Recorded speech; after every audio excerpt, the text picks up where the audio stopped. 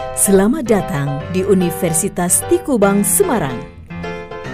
Tahukah kamu, Universitas Tikubang Unisbank Semarang yang berlokasi di Ibu Kota Jawa Tengah merupakan salah satu perguruan tinggi swasta yang berbasis entrepreneurship dengan dukungan teknologi informasi dan komunikasi, memberikan kemudahan bagi mahasiswa untuk beraktivitas. Universitas Tikubang Semarang dikenal sebagai perguruan tinggi swasta berbasis entrepreneurship. Saat ini mempunyai 6 fakultas dengan 12 program studi. Fakultas dan program studi di Universitas Tikubang Semarang adalah sebagai berikut. Fakultas Teknologi Informasi dengan program studi S1 Sistem Informasi, S1 Teknik Informatika, D3 Manajemen Informatika. Fakultas Ekonomi dan Bisnis dengan program studi S1 Manajemen, S1 Akuntansi, D3 Keuangan Perbankan. Fakultas Hukum dengan program studi S1 Ilmu Hukum. Fakultas Pariwisata dengan program studi D3 Perhotelan. Fakultas Bahasa dan Ilmu Budaya dengan program studi S1 Sastra Inggris. Fakultas Teknik dengan program studi S1 Teknik Industri. Program Pasca Sarjana dengan program studi Magister Manajemen, Magister Science. Dengan jalur peminatan Manajemen Pemasaran, Manajemen Keuangan, Manajemen SDM, Manajemen SDM Pendidikan. Program Profesi Akuntansi, bergelar akuntan, beregistrasi negara dari Departemen Keuangan. Ayo, bergabunglah bersama Uun, Anis, dan Bambang menjadi mahasiswa Unisbank. Untuk informasi lebih lanjut, kamu bisa datang langsung ke kampus Mugas atau kampus Kendeng.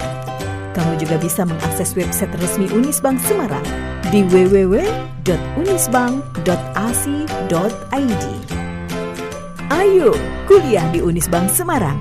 Langkah pasti jadi sarjana dan wirausaha. Universitas Tikubang Unisbank Semarang, Entrepreneurial IT Based University. Assalamualaikum warahmatullahi wabarakatuh. Perkenalkan, nama saya Nur Putri Cahyningsih, NIM 1705520034. Saya ini dari program studi S1 Akuntansi Fakultas Ekonomika dan Bisnis Universitas Tikubang Semarang.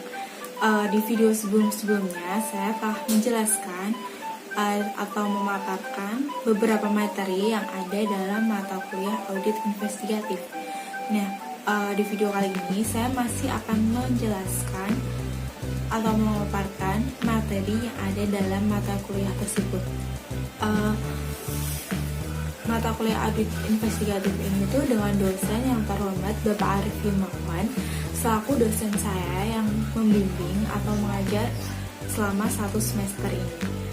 Oh ya, sebelumnya saya ingin berpesan kepada kalian semua atau kita semua untuk tetap jaga kesehatan dan juga mematuhi protokol kesehatan yang telah ditetapkan oleh pemerintah. Langsung saja, materi yang akan saya jelaskan itu tadi berjudul audit investigatif dengan teknik audit. Sedikit review nih dari saya. Jadi seorang auditor itu tuh mempunyai beberapa teknik yang akan digunakan untuk melakukan audit di suatu perusahaan. Nah, untuk tahu lebih lanjutnya tetap stay tune ya. Baik, saya akan menjelaskan atau memaparkan materi yang ada dalam mata kuliah audit investigatif. Materi tersebut itu tadi kan audit investigatif dengan teknik audit nih.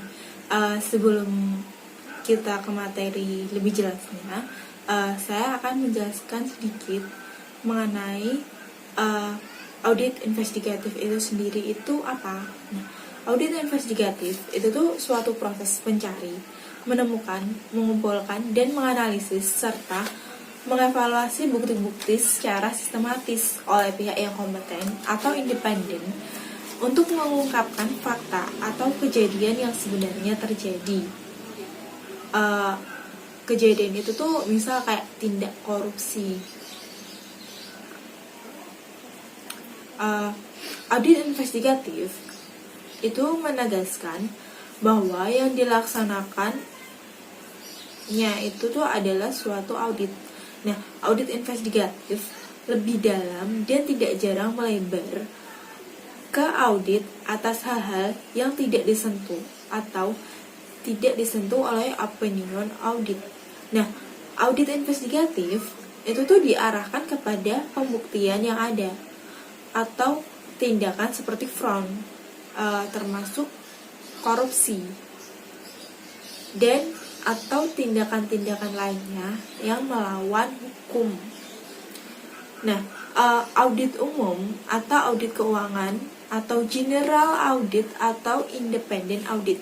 Nih, tujuannya dari audit umum atau audit keuangan itu tuh adalah memberikan pendapat kepada seorang auditor independen mengenai kewajaran suatu laporan keuangan. Jadi tujuannya itu adalah tersebut. Kunci keberhasilan dari semua teknik audit investigatif itu tuh ada 4 ya. Yang pertama itu mengerti dengan baik persoalan yang akan dipecahkan. Terus yang kedua itu seorang audit investigatif itu tuh harus menguasai dengan teknik baik-baik teknik audit investigatif tersebut. Terus yang ketiga, cermat dalam menerapkan teknik yang dipilih. Terus yang keempat, itu tuh cermat dalam menarik suatu kesimpulan. Nah, saya akan menjelaskan dari keempat kunci keberhasilan dari suatu teknik audit investigatif nih. Yang pertama tadi kan itu mengerti dengan baik persoalan yang akan dipecahkan. Nah, yang dimaksud dari itu tuh kayak apa yang akan diaudit. Jadi, apa yang akan diaudit investigatif itu tuh dibahas sebelumnya, dijelaskan bagaimana seorang akuntan atau akuntan forensik mengidentifikasi persoalan ini. Sejak tahap audit front yang proaktif sampai ditetapkannya tuduhan, terus dugaan, terus keluhan atau temuan sementara. Jadi itu tadi yang dimaksud atau penjelasan mengenai pengertian dengan baik persoalan yang akan dipecahkan oleh seorang audit investigatif. Terus yang kedua, kunci keberhasilan dari teknik audit investigatif itu tuh tadi kuasai dengan baik teknik-teknik audit investigatif. Yang dimaksud dari itu tuh penguasa yang baik memungkinkan investigator menerapkan teknik yang tepat untuk menyelesaikan persoalan yang diinvestigator identifikasi. Sama seperti pemancing di atas atau seorang seni pahat memilih alat yang tepat dalam setiap tahap pekerjaannya. Jadi seorang auditor atau audit investigatif itu tuh harus menguasai dengan baik apa saja teknik-teknik audit investigatif. Terus kunci keberhasilan dari semua teknik audit yang ketiga itu tuh cermat dalam menerapkan teknik yang dipilihnya. Jadi yang dimaksud itu tuh biarpun tekniknya tepat, apabila pelaksanaannya tidak cermat, hasilnya tidak akan seperti yang diharapkan. Jadi pentingnya seorang auditor atau audit investigatif itu tuh harus cermat dalam menerapkan teknik yang dipilih.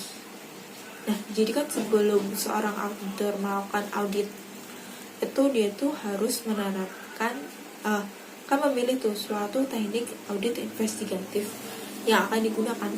Nah, itu harus benar-benar cermat atau menguasai teknik yang dipilihnya. Dengan begitu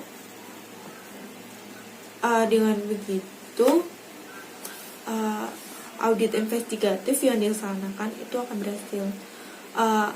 Itulah sebabnya mengapa Do Professional Care merupakan standar audit yang penting. Dalam audit investigatif, kecermatan ini terlihat antara lain dari cara investigator mengajukan suatu pertanyaan, terus menentukan kapan pertanyaan tersebut harus diajukan, dan menindaklanjuti jawaban serta mempertanyakan sesuatu. Terus kunci keberhasilan yang keempat, ini tuh tadi itu kan cermat dalam menarik kesimpulan. Nah, yang dimaksud itu tuh seorang audit investigatif atau auditor itu tuh harus cermat dalam menarik kesimpulan dari hasil penerapan teknik yang investigator pilih. Temuan yang kelihatannya sepele di tangan penyidik yang mempunyai pengetahuan dan pengalaman yang luas merupakan bukti yang kuat dalam proses pengadilan. Nah, kecermatan dalam menafsirkan temuan yang jelas ini tuh terlihat dari komputer forensik. Nah, itu tadi yang sudah saya jelaskan dari keempat kunci keberhasilan teknik audit investigatif. Nah, selanjutnya saya akan membahas mengenai teknik audit itu sendiri. Nah, teknik audit itu tuh adalah cara yang dipakai dalam mengaudit kewajaran penyajian laporan keuangan. Nah, seorang auditor itu tuh akan memakai beberapa teknik dalam melakukan audit. Nah, hasil dari penerapan teknik audit adalah suatu bukti audit. Jadi hasilnya itu adalah bukti audit ya. Terus ada beberapa macam teknik-teknik audit. Nah, sekiranya itu ada sekitar 7 ya. Yang pertama itu memeriksa fisik. Terus yang kedua itu meminta konfirmasi. Terus yang ketiga itu memeriksa dokumen. Yang keempat review analytical. Yang kelima mengamati. Yang keenam menghitung kembali. Terus yang ketujuh meminta informasi secara lisan maupun tertulis dari seorang auditor. Nah, saya akan menjelaskan 7 teknik audit itu sendiri. Baik, jadi yang pertama tadi kan memeriksa fisik. Saya akan menjelaskan yang dimaksud dari memeriksa fisik dan juga mengamati nih ya. Memeriksa fisik atau physical examination dapat diartikan sebagai penghitungan uang tunai, kertas berharga, persediaan barang, aset tetap, dan barang-barang berwujud lainnya. Sedangkan mengamati dapat diartikan sebagai pemanfaatan indera kita untuk mengetahui sesuatu. Nah, saya tadi kan sudah menjelaskan mengenai memeriksa fisik dan juga mengamati. Saya akan memberikan sedikit contoh dari memeriksa fisik itu kayak melakukan kunjungan dari wilayah yang terkena gempa. Nanti di sana ada para relawan, petugas dari dinas sosial yang dapat menentukan jumlah kilometer jalan, rumah, sekolah, tempat ibadah, kantor, pabrik, dan lain-lainnya yang rusak. Pemahaman ini lebih dalam dari bayangan mengenai intensitas kerugian akibat semburan lumpur panas. Di sini itu ada data kuantitatif. Jadi itu tuh semisal kayak contohnya dari memeriksa fisik. Nah, Contoh dari mengamati itu sendiri itu semisal pengamat tenaga ahli dari maskapai asuransi akan memberikan kepadanya pemahaman yang lebih mendalam, yakni siapa yang bertanggung jawab dan siapa yang layak menerima klaim ganti rugi. Nah, ini pertanyaan yang senantiasa dihadapi oleh maskapai asuransi, dan mereka harus membuktikan jawabannya. Investigator seringkali menghadapi suatu situasi yang sama. Jadi contoh tadi tersebut itu merupakan contoh dari memeriksa fisik dan juga mengamati. Selanjutnya yang akan saya bahas atau saya jelaskan itu tentang meminta informasi. Oke, teknik audit yang berikutnya adalah meminta informasi dan konfirmasi. Meminta informasi baik secara lisan maupun tertulis kepada seorang audit merupakan prosedur yang biasa dilakukan oleh auditor. Nah, permintaan informasi harus dibarengi, diperkuat atau dikolaborasi dengan informasi dari sumber lain atau diperkuat dengan cara lain.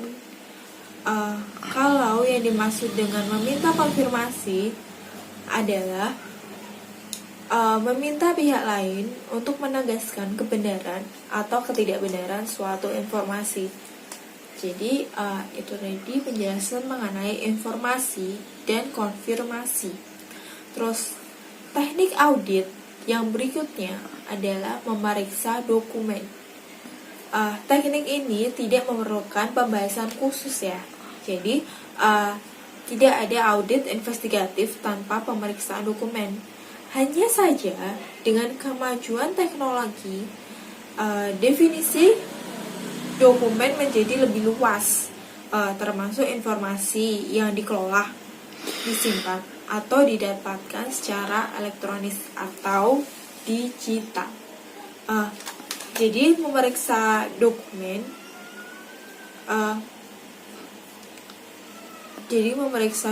itu tadi definisinya menjadi lebih luas ya. Jadi termasuk memeriksa informasi yang diolah, disimpan, dan dipindahkan secara elektronik atau digital. Teknik audit yang berikutnya itu asuransi review analytical. Review analytical dapat didefinisikan sebagai a form of deductive reasoning, suatu bentuk penalaran deduktif. Tekanannya adalah pada penalaran. Jadi lebih kepada penalaran ya, proses berpikir. Penalaran yang membawa seorang auditor atau investigator pada gambaran mengenai wajar atau layak atau pantasnya suatu data individual yang disimpulkan dari gambar yang diperoleh secara global nih. Jadi data yang diperoleh secara menyeluruh ya, atau agregat nih. Misalnya mengaudit investigatif suatu bank. Jadi contoh dari review analytical itu tuh mengaudit investigatif suatu bank. Nah, suatu bank yang berkewajiban memungut pajak penghasilan atas bunga yang diperoleh dari nasabah, nih. Jadi audit investigatif suatu bank yang berkewajiban memungut pajak penghasilan atas bunga yang diperoleh nasabah. Jadi itu tuh kayak contohnya dari review analytical. Nih, tapi review analytical itu tuh ada bermacam-macam variasi. Jadi jadi review analytical itu tuh ada beberapa versi atau beberapa variasi yang dilakukan oleh seorang auditor investigatif. Namun semuanya didasari atas perbandingan. Jadi review analytical itu membandingkan ya, antara apa yang dihadapi dengan apa yang layak harusnya terjadi. dan berusaha menjawab sebab terjadinya kesenjangan. Macam-macam dari teknik review analytical itu sendiri itu tuh ada beberapa macam nih. Yang pertama itu ada Beatrice, Fairclough and Z, Fairclough. Terus yang kedua membandingkan anggaran dengan realisasi. Terus yang ketiga itu analisis vertikal dan juga horizontal. Terus yang keempat hubungan antara satu data keuangan dengan data keuangan lainnya. Terus yang kelima itu menggunakan data non keuangan. Terus yang keenam regressi atau analisis tren. Yang ketujuh menggunakan indikator ekonomi makro. Jadi review analitikal itu tuh lebih membandingkan, jadi kayak membandingkan antara satu dengan yang lainnya. Dan macam-macamnya itu ada beberapa variasi. Saya akan menjelaskan yang pertama, Beatrice Fairclough atau Z Fairclough. Itu yang dimaksud dari Beatrice Fairclough yaitu membandingkan perusahaan yang diaudit investigatif dengan saingan yang seukuran. Jadi seorang auditor investigatif akan membandingkan suatu perusahaan dengan pesaingnya. Jadi akan membandingkan keduanya antara perusahaan A dengan perusahaan B. Terus sedangkan yang dimaksud dari Z Fairclough yaitu membandingkan perusahaan yang diaudit investigatif di masa sekarang dengan hal yang di masa lalu. Nah, jadi seorang auditor atau audit investigatif akan membandingkan dengan apa yang terjadi di suatu perusahaan itu di masa sekarang dan juga masa lalu. Jadi semisal sekarang itu kan tahun 2020, jadi membandingkan yang terjadi di tahun 2020 dengan tahun 2019. Terus saya akan menjelaskan yang kedua, yaitu membandingkan anggaran dengan realisasi. Membandingkan data anggaran dan realisasi itu tuh dapat mengidentifikasi adanya fraud. Nah, fraud itu sebelumnya telah kita bahas adalah suatu kecurangan ya. Nah, hal yang perlu dipahami di sini itu adalah mekanisme pelaksanaan anggaran, evaluasi atas pelaksanaan anggaran, dan insentif atau keuangan maupun non-keuangan yang terkandung dalam sistem anggaran. Jadi seorang auditor investigatif itu akan membandingkan anggaran dengan realisasi di suatu perusahaan tersebut. Terus yang ketiga, analisis vertikal dan juga horizontal. Jadi seorang auditor investigatif akan menganalisis secara vertikal dan horizontal. Nah, menurut pengertiannya sendiri, analisis vertikal dan horizontal merupakan analisis rasional laporan keuangan. Nah, analisis vertikal menunjukkan rasio antara suatu akun dengan akun lainnya dalam laporan keuangan untuk tahun yang sama. Jadi, untuk melakukan analisis vertikal itu tahunnya harus sama.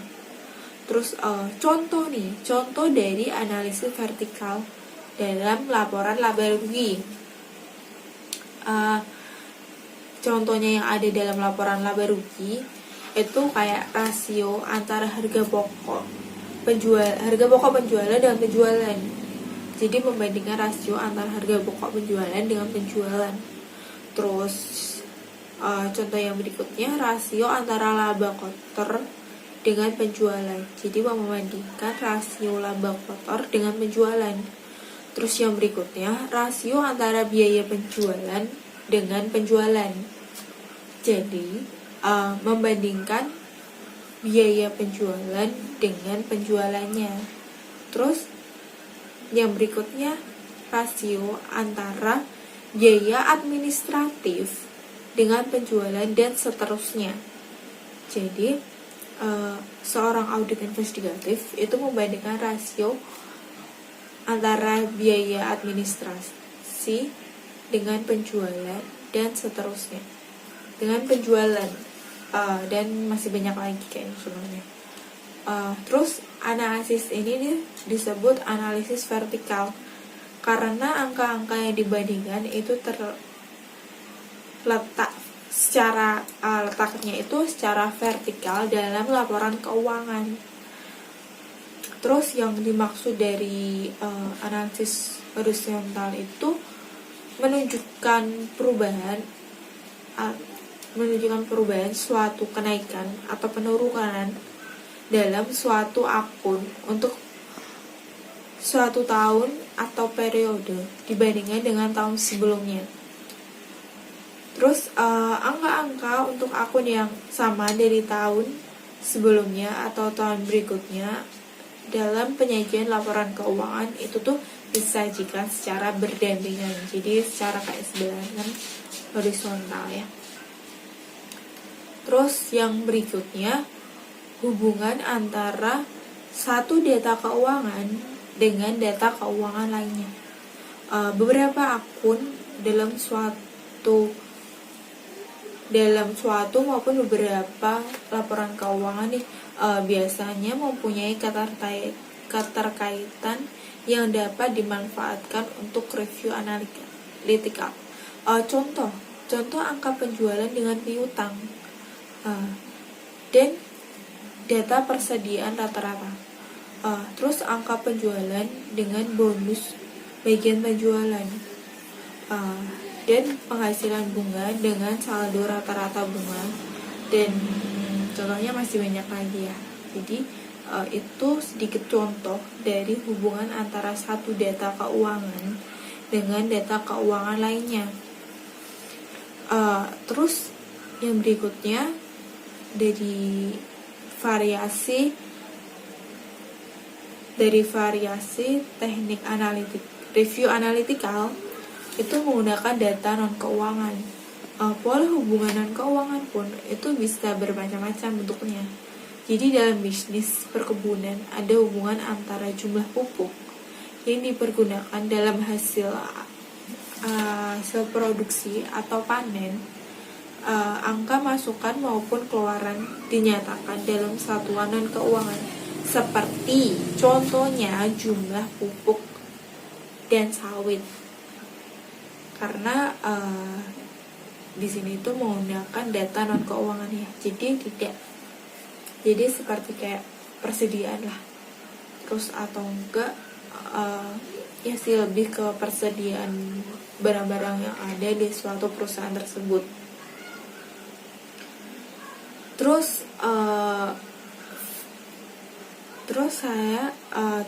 variasi dari teknik analitikal yang berikutnya itu ada regressi atau analisis tren.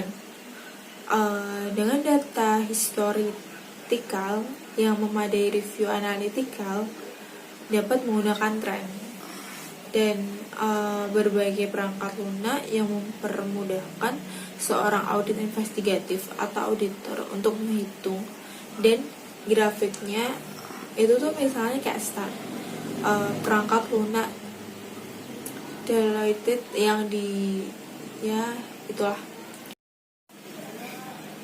Berikutnya variasi dari teknik analitikal nih, yaitu menggunakan indikator ekonomi makro. Ada hubungan antara besarnya pajak penghasilan yang diperoleh dalam suatu tahun dengan indikator-indikator ekonomi seperti ini, inflasi, terus tingkat pengangguran, cadangan devisa, indikator ekonomi negara-negara yang menjadi partner perdagangan Indonesia. Terus ada harga minyak mentah dan komoditi lainnya. Terus ada berbagai macam-macam lagi. Ini tuh merupakan bidang studi yang ditekuni oleh para ahli ekonomi makro dan ekonometri. Jadi itu tadi tuh penjelasan mengenai menggunakan indikator ekonomi makro. Nah, saya telah menjelaskan atau memaparkan mengenai berbagai macam-macam review analytical. Review analytical itu tadi kan teknik audit ya. Selanjutnya saya akan menjelaskan kembali macam-macam dari teknik audit.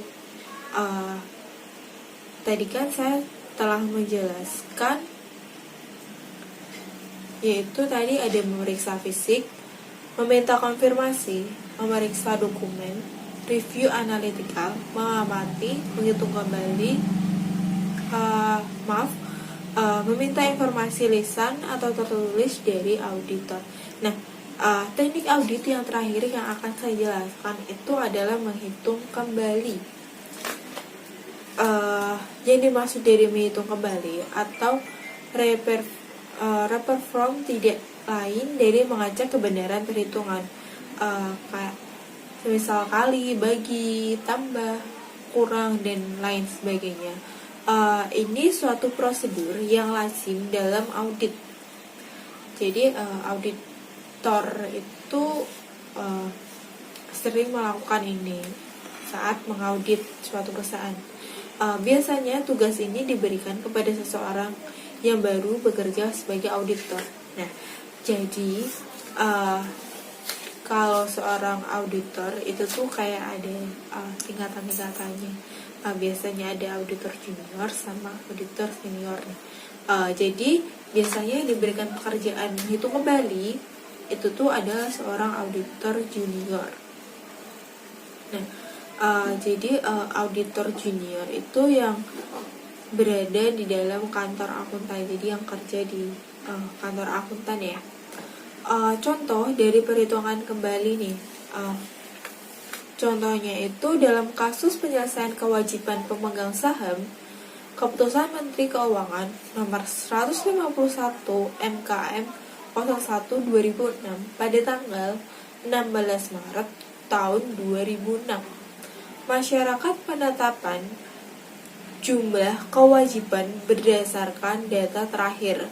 Inilah peluang untuk melakukan reperformance tidak jelas apakah perhitungan ini sudah selesai atau apakah ada lembaga negara yang melakukan tersebut ya, melakukannya. Jadi itu tadi contoh dari menghitung kembali. Nah, yang terakhir yang akan saya bahas dari materi audit investigatif dengan teknik audit itu adalah dalam audit atas laporan keuangan atas laporan keuangan tujuannya adalah memberikan suatu pendapat atau independent auditor mengenai kewajaran laporan keuangan sesuai dengan standar akuntansi keuangan. Jadi seorang auditor atau audit investigatif itu tuh mempunyai tujuan dalam melakukan audit atas laporan keuangan. Tujuannya itu tadi tuh memberikan pendapat mengenai kewajaran laporan keuangan sesuai dengan standar akuntansi keuangan. Nah, perbedaan lingkup atau intensitas antara audit atas laporan keuangan dan audit investigatif itu digambarkan dalam bagan nih. Kalian bisa lihat bagannya itu seperti ini ya. Nah, intensitas audit atau atas laporan keuangan dan audit investigatif. Ini adalah bagian dari audit investigatif. Nah, tidak jarang cara atau mindset berpikir yang kurang hati-hati dalam melakukan audit atas laporan keuangan atau cara berpikir yang hati-hati dalam audit investigatif seolah-olah membedakan keduanya. Ini tuh sebenarnya tidak boleh terjadi. Contoh, dalam teknik overvasi perhitungan persediaan barang. Jadi cara berpikir yang kurang hati-hati dari seorang auditor itu tuh biasanya akan mempengaruhi hasil audit yang dilakukannya. Nah, itu tadi materi yang sudah saya jelaskan dari audit investigatif dengan teknik audit. Terima kasih telah menonton sampai full video pemaparan mengenai materi yang ada dalam audit investigatif. Materi tersebut itu tadi adalah audit investigatif dengan teknik audit. Saya punya sedikit kata-kata motivasi yang mungkin bisa memotivasi kalian semua. Jadi sebagai anak muda, jangan hanya menjadi rata-rata. Jangan juga hanya duduk menerima, tapi terus kembangkan potensi diri untuk bisa ukur prestasi. Cukup sekian video pemaparan mengenai materi tersebut. Saya pribadi mohon maaf apabila terjadi salah-salah kata dan mohon dimaafkan. Waalaikumsalam warahmatullahi wabarakatuh. Jangan lupa like, comment, share ke teman-teman, dan subscribe channel ini. Dadah, see you.